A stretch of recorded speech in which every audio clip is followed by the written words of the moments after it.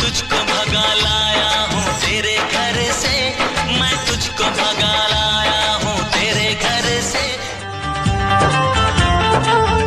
ओ यूं ही अकड़ती है लड़की, कड़क है तू, जून की गर्मी में ठंडी सड़क है तू।